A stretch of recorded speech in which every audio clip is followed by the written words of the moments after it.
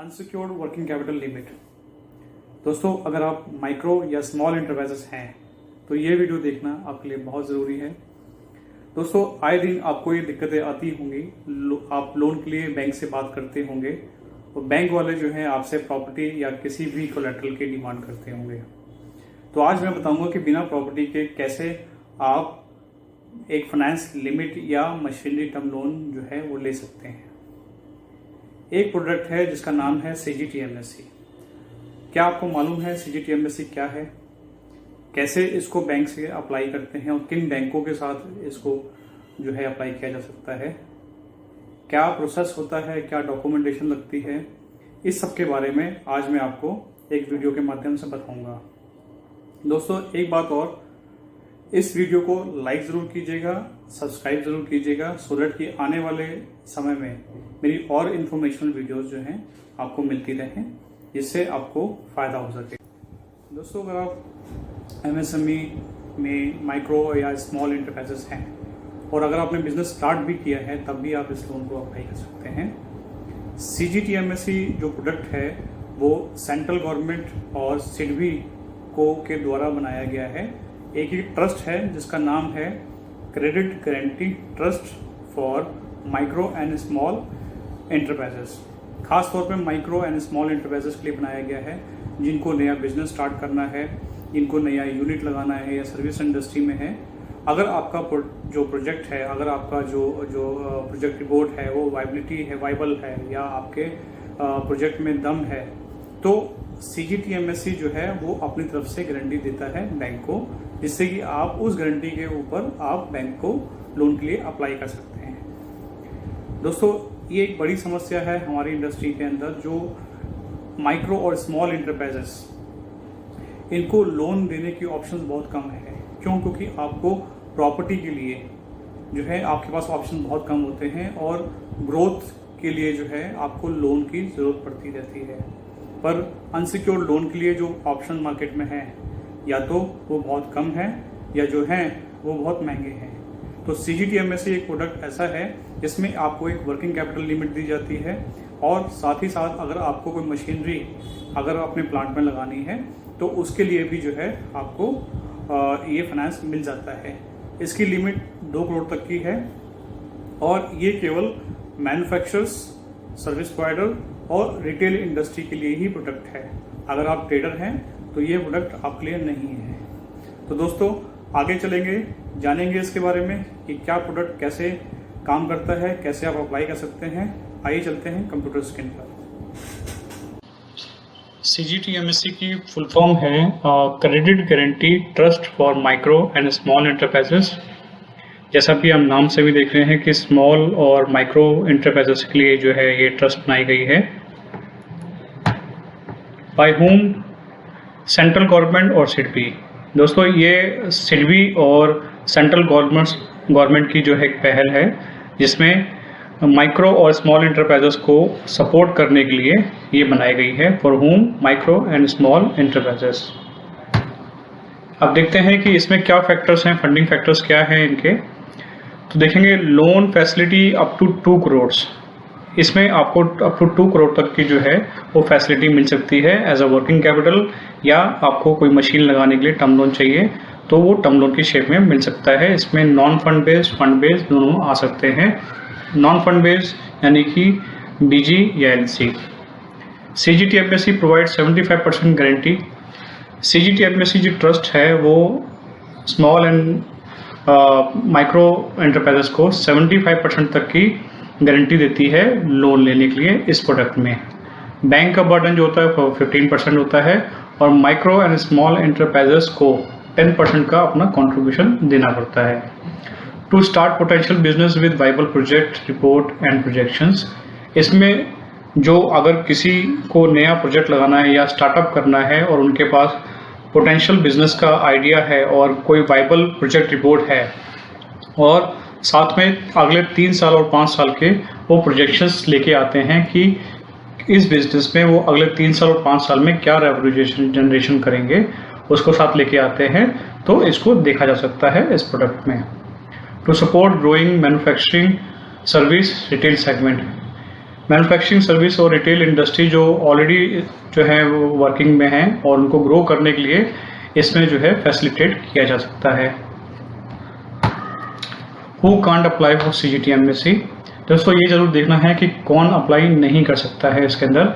If any DICGC, मुद्रा loan, PMEGP और any other education loan and any other guarantee cover loan avail. अगर आपने कोई government related guarantee cover loan लिया हुआ है तो आप इसमें अप्लाई नहीं कर पाएंगे। If you have working capital limit from any banks और NBFC on your stock and book dates.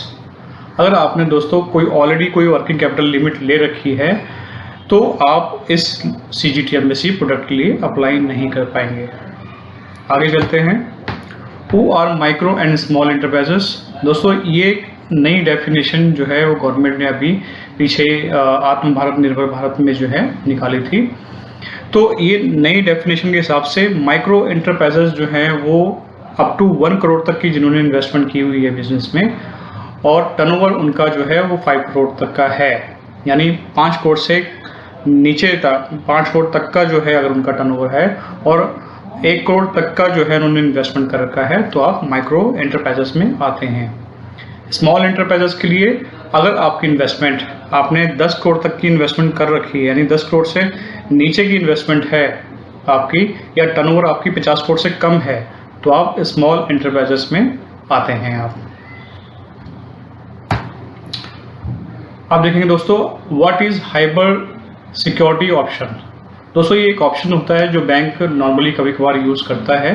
तो देखते हैं क्या है। After CGTMSE guarantee 75% and customer contribution 10%, bank में आज security for their burden part 15% as higher security collateral to satisfy and fulfil the gap of risk factor to fund. दोस्तों इसमें क्या होता है कि जब बैंक आपको फंड करने जाता है और आपका फंडिंग अमाउंट थोड़ा ज़्यादा होता है तो बैंक को जो रिस्क महसूस होता है उसको फिल करने के लिए जब बैंक को अगर वो लगता है कि यहाँ रिस्क जाता है तो वो आपसे 15% तक की आपको कोलेटरल मांग सकता है। इसमें या तो कोई प्रॉपर्टी या FD आप दे सकते हैं। ये ऑप्शन कभी कभार बैंक यूज करता है। What is fee to CGTMSE? दोस्तों देखेंगे कि कितना आपको फी जो है वो CGTMSE को देनी पड़ेगी। For manufacture and service enterprises up to 50 lakh का अगर आप लोन लेते हैं तो आपको 1.50 प्लस रिस्क प्रीमियम जो है आपको इसमें देना पड़ेगा। और अगर आप 2 करोड़ तक का जो है लोन लेते हैं तो आपको 1.80% प्लस रिस्क प्रीमियम जो है इसमें आपको देना पड़ेगा।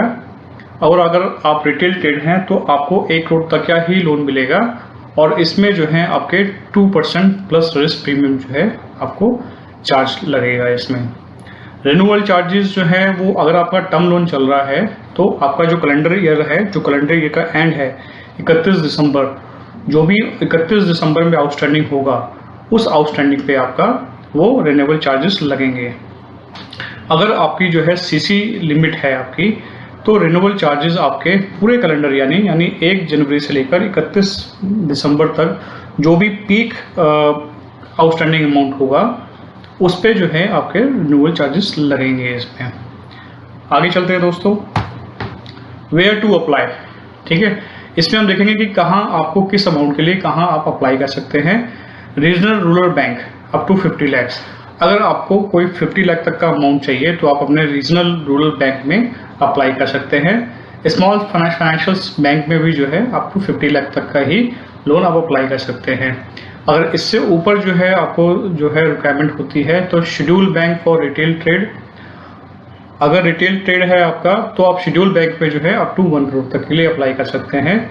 Schedule bank and financial institution जो है वो 2 करोड़ तक का जो है लोन दे सकते हैं। इसमें आपको फाइनेंशियल इंस्टीट्यूशन में जैसे जो है वो SEDBI जो है वो आती है, इसमें आप जो है अप टू 2 करोड़ तक का फंड बेस्ड और नॉन फंड बेस्ड जो है लिमिट ले सकते हैं। जैसा मैंने बताया नॉन फंड बेस्ड लिमिट जैसे आपको बैंक गारंटी चाहिए होती है या आपको LC चाहिए होती है, लेटर ऑफ क्रेडिट चाहिए होती है, तो as a non fund based जो है लिमिट यहाँ मिल सकती है आपको। दोस्तों list of documents for CGT-MSC। इसमें देखेंगे कंपनी एंड फर्म KYC। अगर आपकी प्राइवेट लिमिटेड कंपनी है या पार्टनरशिप फर्म है तो आपके KYC लगेंगे, जैसे pan card, address proof, GST certificate या कोई भी रजिस्ट्रेशन सर्टिफिकेट इसमें आपकी एज अ KYC लगेगी। डायरेक्टर्स, पार्टनर्स, प्रोप्राइटर KYC यानी उनके पैन कार्ड, उनका address proof, voter ID card, passport, ये सब जो है आप एज अ KYC लगा सकते हैं। Individual profile of directors, partners, proprietor. इसमें जो इंडिविजुअल प्रोफाइल है इसमें देखा जाता है कि आपका जो डायरेक्टर्स हैं या पार्टनर हैं उनका क्या बैकग्राउंड है, क्या एजुकेशन है या क्या वर्क एक्सपीरियंस है, वो सब इसमें देखा जाता है। 3 years audited financial if old business. अगर आपका पुराना बिजनेस है, आपका ऑलरेडी एग्जिस्टिंग बिजनेस है, तो आपके 3 साल के फाइनेंशियल जो है इसके साथ लगेंगे।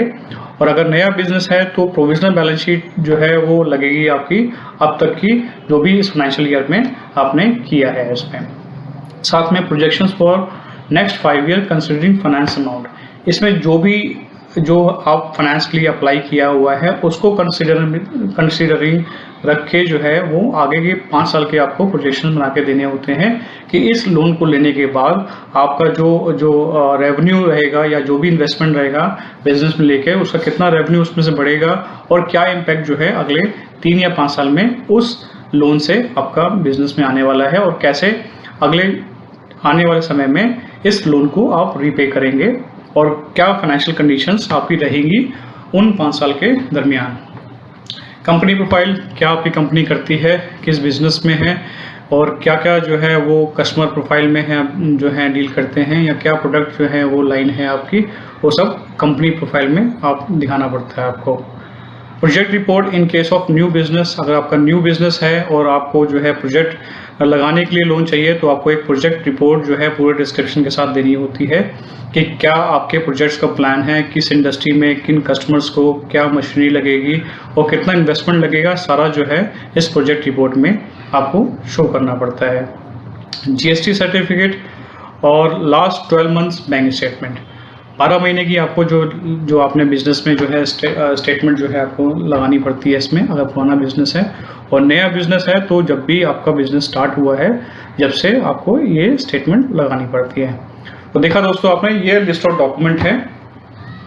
तो दोस्तों कैसा लगा वीडियो कमेंट करके ज़रूर बताइए। अगर अच्छा लगा है तो लाइक ज़रूर कीजिए और आने वाली वीडियो के लिए सब्सक्राइब कीजिए। ऐसी इन्फॉर्मेशन वीडियो मैं आगे भी लाता रहूँगा। धन्यवाद।